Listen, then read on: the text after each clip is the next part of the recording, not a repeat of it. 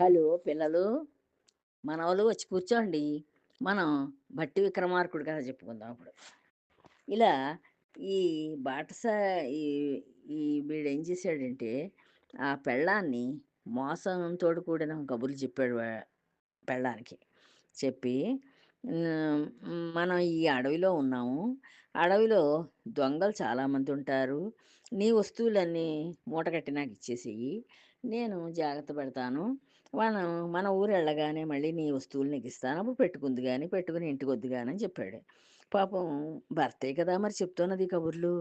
అంచేత ఆ మాటలు నమ్మింది ఆ అమ్మాయి. నమ్మి ఆహ్,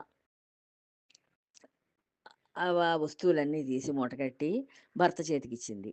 ఇవ్వగానే దాన్ని అక్కడ పాడుపడిపోయిన నుయ్యో ఒకటి కనిపించింది. ఆ నూతిలోకి తోసేసాడు.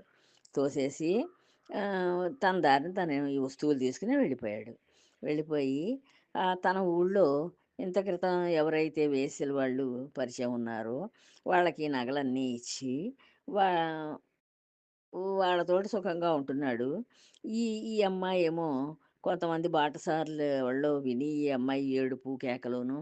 "అమ్మా! ఎందుకు ఇలా ఇందులో పడున్నావు? ఏమిటి నీ సంగతి" అంటే, "నాది మాది ఆలకాపురం. మా నాన్నగారు వాళ్ళక్కడుంటారు. నేను నా భర్త ఇలా అడవి దారంపటొస్తూ ఉంటే మమ్మల్ని కొంతమంది దొంగలు అడ్డం పడి వస్తువులన్నీ తీసేసుకున్నారు. ఇప్పుడు నేను ఇలా ఒంటరిగా మిగిలాను. నా భర్త ఎక్కడికో వెళ్ళిపోయాడు. అంచేత మీరు నన్ను నా మా పుట్టింటికి చేర్చండి. అలకాపురం చేర్చండి అంటే, వాళ్ళు తీసుకొచ్చి వాళ్ళ పుట్టింటి దగ్గర వదిలేసి వెళ్ళిపోయారు. నగలు లేవు. ఒంటరిగా తిరిగొచ్చింది. భర్త లేడు కూడాను. ఈ కూతుర్ని చూసారు తల్లిదండ్రులు. చూసి, "అమ్మా! ఏం జరిగిందమ్మా ఇలా ఉన్నావు?" అని అడిగారు. భర్త చేసిన పని చెప్పిందనుకో వాళ్ళు తల్లికి, తండ్రికి చాలా కోపం వచ్చేస్తుంది. కోపగించుకుని వాళ్ళు వాడి మీద కక్ష కట్టాలని చూస్తారు. కక్ష కట్టి వాడిని శిక్షించడానికి ప్రయత్నం చేస్తారు. అంచేత ఈ అమ్మాయి ఏం చెప్పిందంటే, "అరణ్యంలో పోతుంటే మమ్మల్ని దొంగలు చుట్టుముట్టారు. నా ఆభరణాలన్నీ అపహరించారు. నా భర్తని ఎక్కడికో తీసుకుపోయారు. నేను దిక్కు లేకుండా ఏడుస్తుంటే బాటసారులు నన్ను ఇక్కడికి తీసుకొచ్చి వదిలారు" అని చెప్పింది. అని చిన్న అబద్ధం చెప్పింది. అంచేత భర్తను కాపాడుకోవాలి అని మంచి అమ్మాయి. ఈ అమ్మాయి మంచి ఆలోచనలు గల అమ్మాయి. అంచేత భర్త ఎప్పటికో అప్పటికి మారకపోతాడా?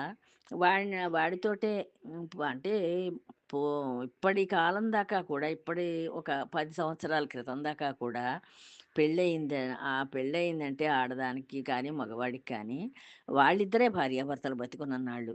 వాళ్ళ జీవితకాలం అంతా వాళ్ళిద్దరే భార్యాభర్తలుగా ఉండేవారు. వాళ్ళ పిల్లల్ని పెంచుకుంటూ జాగ్రత్తగా వాళ్ళకి విద్యా బుద్ధులు నేర్పించుకుంటూ అలా కాలక్షేపం చేసేవారు.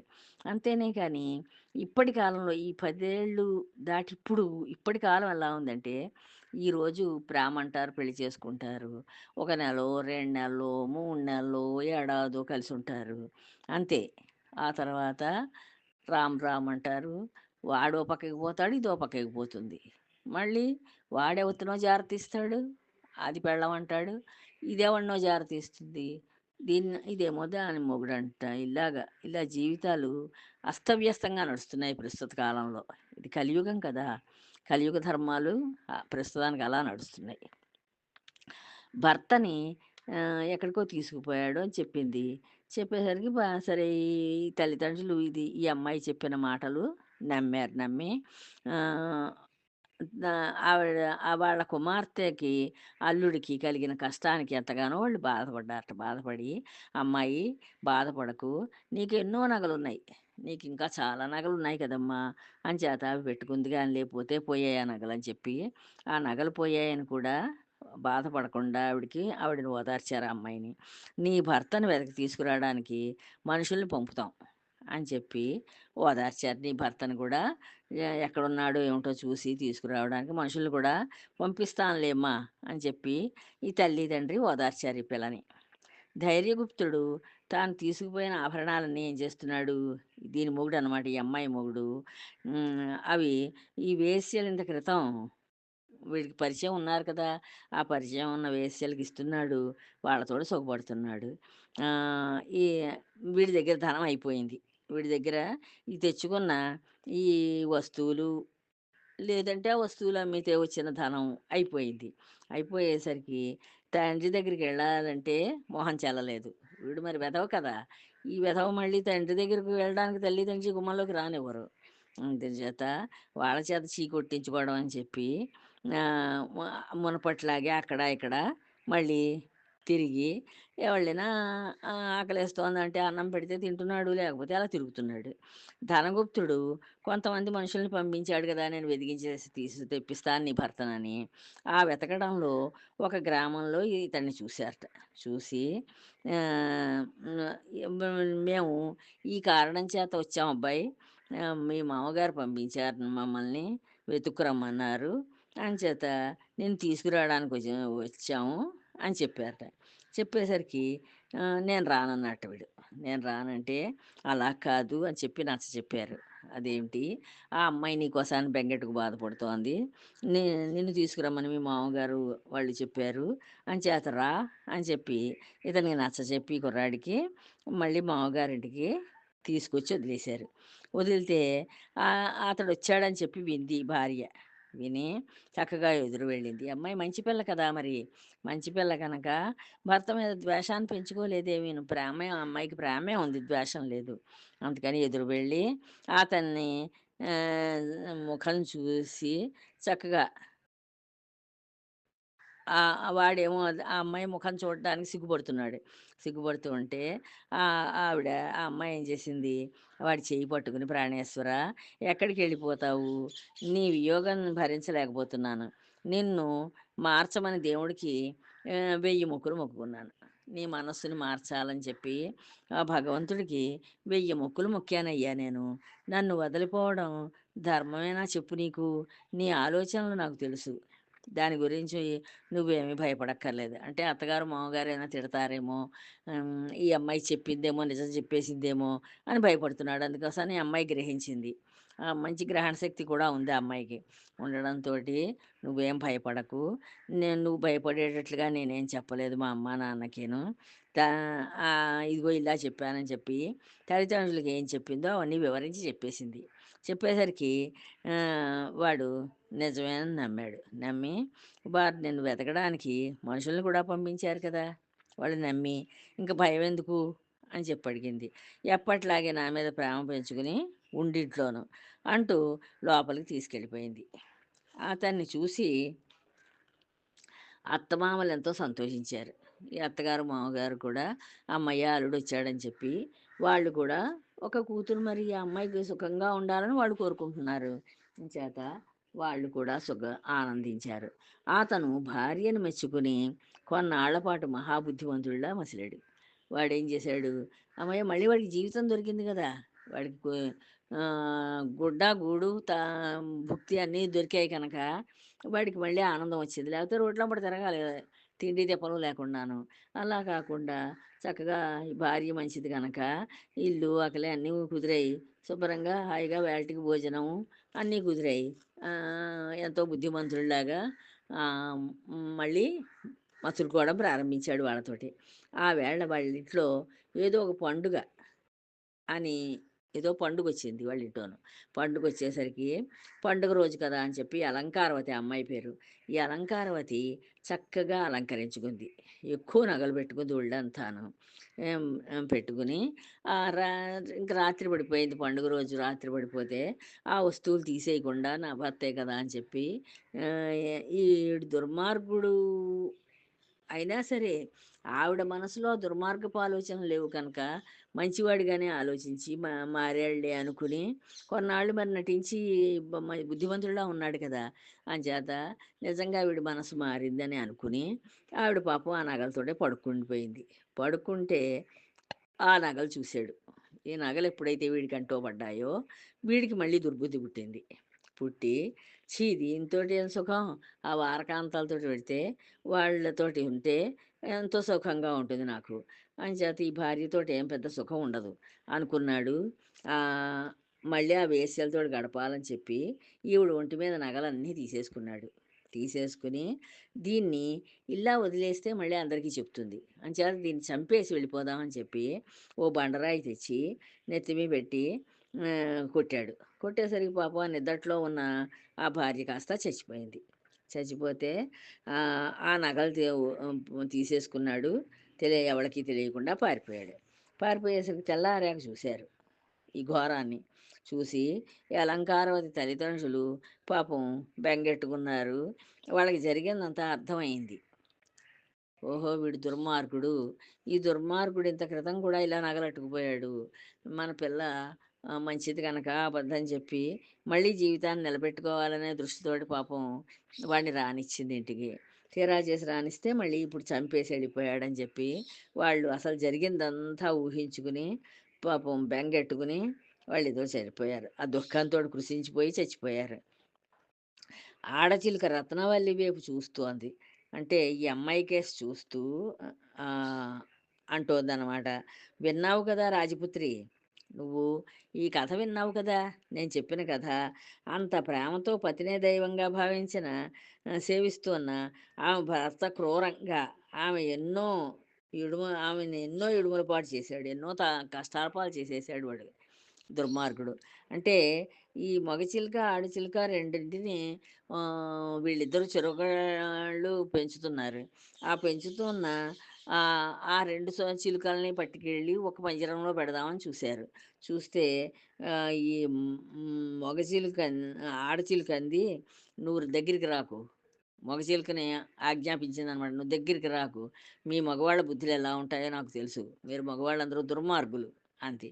అంటే అప్పుడు ఈ ఆడచిలుకంది, "ఏం మీరేం తక్కువ తిన్నారేటి? మగవాళ్ళు కూడా చాలా దుర్మార్గులేను" అని చెప్పి ఈ ఆడచిలుకంది. అని చెప్పి 2 దూరంగా ఉన్నాయి తప్పించి ఒకదాని దగ్గరికి ఒకటి రాలేదు. రాకపోతే అప్పుడు వీళ్ళు ఈ ఆహ్, రా రాజకుమార్తె, ఈ రాజకుమారుడు ఇద్దరూ కలిసి వీళ్ళిద్దరూ ఏం చేశారంటే ఇలాంటి ఈ దుర్ ఈ ఈ ఈ మగవాళ్ళు ఇలా దుర్మార్గంగా ఉంటారు కనుకనే మనం నమ్మకూడదు. అందరూ ఇలాగే ఉంటారా అని మీరు అడగచ్చు. సాధారణంగా పురుషుడు తన భార్య ఎంత సౌందర్యంగా ఉన్నా సరే, ఎంత అందంగా కనిపిస్తున్నా, ఎంత పతివ్రత అయినా పరకాంతల్ని వాంఛిస్తూనే ఉంటాడు. పెళ్లి చేసుకున్న భార్య చాలా అందగత్తే అవ్వచ్చు. ఆవిడ చాలా పతివ్రతే అవ్వచ్చు. అయినా సరే వాడికి ఎంతసేపు ఇతర కాంతల మీదే కోరికుంటుంది ఆ భర్తకి అని చెప్పి చెప్తోందనమాట. అది వారి సహజ గుణం. ఆ పురుషుల యొక్క సహజ గుణం. అంచేత చంపేశాడని చెప్తోంది. అది ఆ చిలుక చెప్పే పని. ఇక మీరే ఆలోచించండి అంది రత్నవల్లి. అంది. ఇంక మీరే ఆలోచించుకోండి అని చెప్పింది ఈ ఆడచిలుక.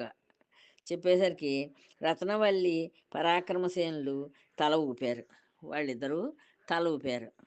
సరే అయితే మేము ఆలోచించుకుంటాంలే అని. మగ చిలుకని చూస్తూ, "స్త్రీలు దుష్ట స్వభావులన్నావు కదా! అదెలాగో చెప్పు" అని అడిగాడు. స్త్రీలందరూ కూడా, ఆడవాళ్ళందరూ కూడా దుష్ట స్వభావం కలవాళ్ళే అని చెప్పావు కదా ఇందాకను. అది ఎలాగో చెప్పు. ఆడాళ్ళు దుష్టులు ఎలా అయ్యారో చెప్పు. మరి దానికి కూడా నువ్వు కథ చెప్పాలి కదా! నేను మగవాళ్ళు ఎలా దుష్టులో నేను చెప్పాను. నువ్వు ఆడవాళ్ళు ఎలా దుష్టులో నువ్వు చెప్పు అని చెప్పి అడిగాడు. అది చెప్పసాగింది ఈ ఆడచిలుక. ఈ మగ చిలుక చెప్పడం ప్రారంభించింది. శరన్నిధానం అనే పురానికి సుగ్రీవుడు రాజు. శరన్నిధానం అనే ఒక ఊరుందిట. ఆ ఊరికి సుగ్రీవుడు అనేవాడు రాజు. ఆ నగరంలోనే సువర్ణుడనే మహాధనికుడైన కోమటి ఉండేవాడు. ఆ ఊళ్ళో, ఆ నగరంలో సువర్ణుడనే వాడి పేరు సువర్ణుడు అనే ఓ కోమట ఉన్నట్ట. వాడు మహాధనవంతుడు. చాలా గొప్పదనం గలవాడు. అతని కూతురు భద్రసేన రూపంలో రతీదేవి. ఆ ఆ ఆవిడ అతని కూతురుంది. భద్రసేన అమ్మాయి పేరు. ఆ రూపంలో రతీదేవిలా ఉంటుందిట. అంటే మన్మధుడు, రతీదేవి అంటారు. మన్మధుడు మగవాళ్ళల్లో చాలా అందగాడు. అలాగే రతీదేవి ఆడవాళ్ళలో చాలా అందమైన అమ్మాయి. అందుకని ఆవిడ రతీదేవితోటి పోల్చాడు ఆ అమ్మాయిని, వాళ్ళ అమ్మాయిని. ఒక్కతే కూతురైన ఆమెని తల్లిదండ్రులు అతి గారాబంగా పెంచుకుంటున్నారు. వాళ్ళకి ఒక్కతే కూతురే అమ్మాయి. పైగా చాలా అందగత్తె రతీదేవిలా ఉంటుంది. అందుకని వీళ్ళెంతో గారంగా పెంచుకుంటున్నారట. తమ పుత్రికకి తగిన వరుడిని తెచ్చి వివాహం చేయాలనే సంకల్పంతో వారుండగా, వాళ్ళు తన పుత్రిక ఎంత అందంగా ఉంటుందో అలాగా, అలాంటి ఒక అందమైన ఒక పిల్లవాడిని తెచ్చి వరుడిని తెచ్చి వివాహం చెయ్యాలి ఈ పిల్లకి అని చెప్పి అనుకుంటున్నారట వాళ్ళు. ఈ కోమటిను భార్యను. చంద్రనగర్ నివాసి ధనదుడనే వైశ్యుడు తన ఏకైక పుత్రుడు, బుద్ధిమంతుడు అయిన రత్నాకరుడికి పెళ్లి చేయాలని వధువుని వెతుకుతూ సువర్ణుడి గురించి విని వచ్చి అతని కన్యని తన కుమారుడికి ఇవ్వమని అడిగాడు. ఆ ఊళ్ళోనే చ చంద్ర జ ఆ ఊళ్ళో కాదు, చంద్రనగరం. ఈ ఈ అబ్బాయి ఉండే ఊరి పేరు. ఆ చంద్రనగరంలో ధనదుడనే ఒక వైశ్యుడున్నాట. వీళ్ళు వైశ్యులే. ఆడపిల్ల గలవాళ్ళు వైశ్యులే వీళ్ళు. ఈ మగ పిల్లాడు గలవాడు వైశ్యుడే. ఆ వైశ్యుడు వాడికి ఒక్కడే కొడుకు. ఆ ఒక్కడే కొడుకు చాలా బుద్ధిమంతుడట. ఆ బుద్ధిమంతుడికి రత్నాకరుడికి, వాడి పేరు రత్నాకరుడు. ఆ రత్నాకరుడికి పెళ్లి చేయాలని ఆడపిల్లల కోసాన్ని వెతుకుతున్నాడు. మంచి ఆడపిల్ల ఎక్కడ దొరుకుతుంది? ఏ ఆడపిల్ల ఉంది అని వెతుకుతున్నాడు ఈ కొడుకు కోసానని. ఈ సువర్ణుడి గురించి విని వచ్చి అతని కన్యని తన కుమారుడికి ఇమ్మని అడిగాడు. ఈ సువర్ణుడికి ఒక కొడుకున్నాడు అని చెప్పి విన్నాటిన. విని అతను ఏం చేశాడు, మా అమ్మాయి ఈ సువర్ణుడి గురించి విని వచ్చి అతని కన్యని, ఈ సువర్ణుడికి కూతురు ఉంది కదా, ఈ రతీదేవి లాంటి కూతురు, అంచేత ఆ అమ్మాయినిచ్చి తన కుమారుడికి ఇమ్మని చెప్పి వచ్చి అడిగాట. వారి గోత్రనామ విశేషాలు తెలుసుకున్నాక వాళ్ళ గోత్రం వీళ్ళ గోత్రం ఒకటి కాకూడదు. అంటే గోత్రం అంటే పూర్వం మహర్షులు సంతతి వాళ్ళం మనందరం కూడాను. అంచేత ఆ మహర్షులు ఒకళ్ళే అవ్వకూడదు. ఒకళ్ళే అయితే మన పాత ఋషులు ఏ ఋషి సంతతో మనం తెలుసుకుంటే, ఆ ఋషి ఒకటే ర ఋషి అడిగాడనుకోండి ఆడపిల్ల తండ్రికిను, ఈ మగపిల్లాడి తండ్రికి, వాళ్ళు అన్నా చెల్లెళ్ళ వరుస అవుతారంటారు. అందుకోసాన ఒకే ఋషి గోత్రం వాళ్ళని చేసుకోరు. వేరే ఋషుల వాళ్ళని చేసుకుంటారు. అలాగా ఇవన్నీ ఈ విశేషాలన్నీ గోత్రం, నామం ఈ విశేషాలన్నీ తెలుసుకుని ఈ సువర్ణుడు అంగీకరించాడు. ఈ సువర్ణుడు హ్మ్. ఇష్టపడ్డాడు. తన కూతుర్నిచ్చి ఆ అబ్బాయికి పెళ్లి చేయడానికి. వివాహం జరిగాక రత్నాకరుడు భార్యను వెంటబెట్టుకుని తన ఊరికి వెళ్ళిపోయాడు. ఈ రత్నాకరుడు అనే ఈ పెళ్ళికొడుకు ఏం చేశాడంటే, ఈ అమ్మాయిని హ్మ్. ఈ భద్రసేన అనే అమ్మాయి పేరు. ఈ భద్రసేనని పెళ్లి చేసుకుని తన ఊరికి తీసుకుని వెళ్ళిపోయాడు. మామూలుగా భర్తతోటి వెళ్ళిపోతుంది కదా! ఈ అమ్మాయి పెళ్ళయ్యాక అలా వెళ్ళిపోయింది. వ్యాపారం మీద నావలో ద్వీపాంతరం వెళ్ళిపోయాడు. ఇతనేం చేశాడు, పూర్వం వ్యాపారాలు చేయడానికి ఏం చేసేవారంటే నావెక్కి, అంటే ఇంచుమించుగా పడవనుకోండి, లేదు స్టీమర్ అనుకోండి, అలా నీటిలో నడిచేవప్పుడు. ఆ నీటిలో నడిచి వాటి మీద ఎక్కి ఇంకో ద్వీపంలో ఎక్కడోను, అంటే ఇంకో ప్రదేశంలో వ్యాపారం చేసుకుందుకెళ్ళిపోయాడు. కోమట్లు ఎక్కువ వ్యాపారాలు చేస్తూ ఉంటారు డబ్బు సంపాదన కోసానని. అలా వ్యాపారం చేసుకుందుకని వెళ్ళిపోయాడు ఈ పెళ్ళికొడుకు రత్నాకరుడు. భర్త వెళ్ళగానే భద్రసేన పరపురుషుల మీద వాంఛ పెంచుకుని తన కోరిక తీర్చుకుందుకు దూతిక సాయం తీసుకుంది. ఆ భర్త అలా వెళ్ళిపోయాడు వ్యాపారాలకని. ఈ అమ్మాయికి పెళ్ళయింది కదా! చాలా అందగత్తె పైగాను. అంచేత ఈ భద్రసేన అనే అమ్మాయి, కోమట్ల అమ్మాయి ఏం చేసేది, ఇతర పురుషుల మీద వ్యామోహం పెంచుకుని వాళ్ళతోటి తిరగడం ప్రారంభించింది. ఒక ఒక దూతని పెట్టుకుంది మధ్యలోను. "ఒరేయ్! నువ్వెళ్ళి ఫలానా వాళ్ళని పిలుచుకురా" అని. వాళ్ళు పిలుచుకొస్తూ ఉంటే ఈ అమ్మాయి వాడితోటి ఉంటూ ఉండేది. ప్రతిదినము తమ ఇంటికి పంచాంగం చెప్పడానికి వచ్చే బ్రాహ్మణ యువకుడికి దూతిక ద్వారా తన అభిప్రాయం తెలిపి లోబరుచుకొని అతనితో క్రీడించసాగింది. ఈ బ్రాహ్మణ యువకుడు అతను వీళ్ళింటికి రోజు పంచాంగం చెప్పడానికి వస్తాడట. అంటే రోజు తిథి, వారం, నక్షత్రం అవి చెప్పి పెడుతూ ఉంటారు. వాళ్ళకదొక ఆచారం ఉంటుంది. అలాంటి ఆ బ్రాహ్మణ కుమారుడిని చూసిందిట. చూసేసరికి దీనికి కళ్ళకి వాడు నచ్చాడు. నచ్చి దీని దగ్గర ఒక దూతిక అంటే ఈ దీని కబుర్లన్నీ వాడికి చెప్పడానికి ఉపయోగించే మనిషి అన్నమాట. ఆ మనిషిని వాడికెళ్ళి చెప్పిరా నేను కోరుకుంటున్నాను వాడిని అని చెప్పి లోపలికి తీసుకొచ్చి వాడితోటి సుఖపడడం ప్రారంభించిందట. కొన్నాళ్ళయ్యాక చాలా ధనం సంపాదించుకొని రత్నాకరుడు ఇంటికి వచ్చాడు. ఈ పాపం ఈ రత్నాకరుడు ఎక్కడికో వెళ్ళిపోయాడు కదా! నావ మీద. డబ్బు సంపాదించుకుందాం, వ్యాపారం చేద్దామని. వాడు మళ్ళీ తిరిగొచ్చాడు. బోలెడు డబ్బులు సంపాదించేసుకొని వచ్చాడు ఇంటికి. ఆ రాత్రి దొడ్డిక వాకిలి బయట కాచుకుని ఉండవలసిందిగా ప్రియుడికి దూతిక ద్వారా కబురు పంపి, తాను భర్త పట్ల ఎంతో ప్రేమ నటిస్తూ సేవలు చేయసాగింది. ఇదేం చేసింది ఈ పిల్ల, ఈ కోమటోల కూతురు ఆ భర్త వచ్చాడు. ఆ భర్తకి ఎంతో సేవలు చేస్తూ ఉన్నట్లుగా నటిస్తోందట. నటిస్తూ ఎవడితోటైతే తిరుగుతోందో వాడినేమో దొడ్డు గుమ్మం దగ్గర ఉండమందిట. "నువ్వు కాపలా నువ్వక్కడుండు" అని చెప్పి, మళ్ళీ దీని దగ్గర పని మనిషిగా ఉండి ఎవరికైతే ఇది ఎవళ్ళెవళ్ళకి చెప్తోందో దాని ద్వారా కబురు చేసిందట. తనేమో ఎంతో ప్రేమగా భర్తతోటి నటిస్తోంది. మగడు తొందరగా నిద్రపోక తన ప్రయాణం విశేషాలు చెబుతూ ఉంటే విధి లేక కొడుతూ వినసాగింది. ఆ మొగుడేం చేశాడు పాపం, చాలా రోజులైపోయి వచ్చాడు గదా! చాలా రోజుల తర్వాత. అంచేత ఆ భార్యతోటి అలా తన ప్రయాణ విశేషాలన్నీ చెప్తున్నాడట. చెప్తూ ఏదో అతను పాపం అలాగా కబుర్లు చెప్పుకుంటున్నాడు భార్యతోటి.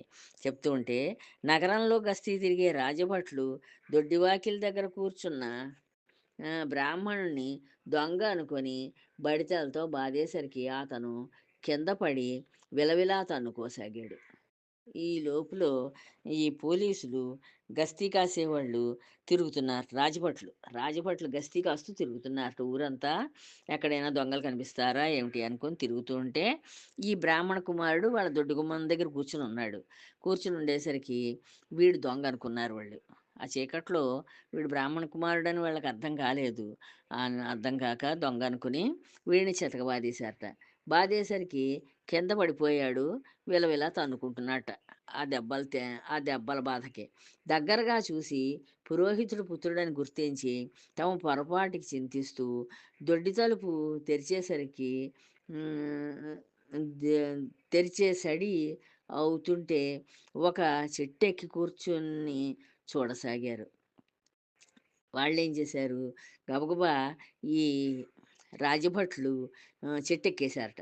చెట్టెక్కేసి దొడ్డి తలుపు తీసే చప్పుడొస్తోందట. ఆ చప్పుడు వచ్చి ఎవరొస్తారో చూద్దామని చెప్పి, వీడి బ్రాహ్మణ కుమారుడిని కొట్టేశారు కదా! బాగా చితక్కొట్టేసరికి వాడు తన్నుకుంటున్నాడు. దగ్గరగా వెళ్లి చూశారు. చూస్తే వీడు బ్రాహ్మణ కుమారుడని అర్థమైంది. పురోహితుడి కొడుకని అర్థమైంది. తా వాళ్ళు అయ్యో! పొరపాటు చేశామని చెప్పి బాధపడ్డారట.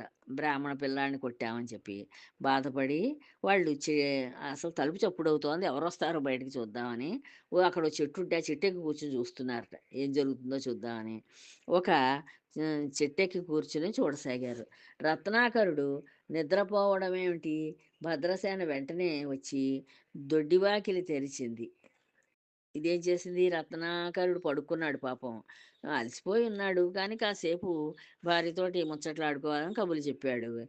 వాడు నిద్రపోయాడు. అలసిపోయి నిద్రపోవడంతోటి ఈ భద్రసేన ఏం చేసింది, వెంటనే వచ్చి దొడ్డి తలుపు తీసి తెరిచి ఆ దొడ్డి తలుపు తెరిచింది. దొడ్డి గుమ్మం తెరిచి ప్రియుడి కోసం. ఆ ప్రియుడక్కడ కూర్చోమని ఉంది కదా! అని చెప్పింది కదా! దొడ్డి గుమ్మంలో ఉండమని. అంచేత అక్కడ చూసుకుంటోందిట. నేల మీద పడి విలవిలా కొట్టుకుంటూ ఉన్న ప్రియుడిని చూసిందిట. ఈ అమ్మాయి చూసింది ఆ ప్రియుడిని. చూసి నేల మీద పడి కొట్టుకుంటున్నాడు పాపం. వాడు కొట్టుకుంటుంటే చూసి ఏం జరిగిందో తెలియక, అయ్యో! ఇంక నేనెలా బతికేది అని ఏడుస్తూ అతనిని కదిపి చూసింది. మాట్లాడలేదు. అయ్యో! నేనెలా బతకాలి? ఇతన్ని నమ్ముకున్నాను నేను అని చెప్పి ఈ అమ్మాయి ఏడుస్తోందట. అతన్ని కదిపి చూసింది. కదలటం లేదు వాడు. ఆ బ్రాహ్మణ కుమారుడు. కదలకపోయేసరికి ఇది బాధపడుతోంది. మాట లేదు. ప్రేమతో తమ ముఖాన్ని అతని ముఖానికి చేర్చి ముద్దాడుతూ ఉంటే, ప్రాణం పోతూ ఉన్న క్షణంలో తెరచిన అతని నోరులోకి ఆమె ముక్కు వెళ్ళగా అప్పుడే ప్రాణం పోయి అతని నోటిలో ఆమె ముక్కు ఉండిపోయింది. ఈ ఆవిడ మొహం ఆవిడ వాడి మొహానికి చేర్చి ఏ ఏ- అయ్యో ఇదేంటి ఇలా అయిపోయావు అని చెప్పి వాడిని ముద్దాడదామని చెప్పి దగ్గరికి వెళ్ళేసరికి వాడి ప్రాణం పోతోంది ఓ పక్క నుంచి.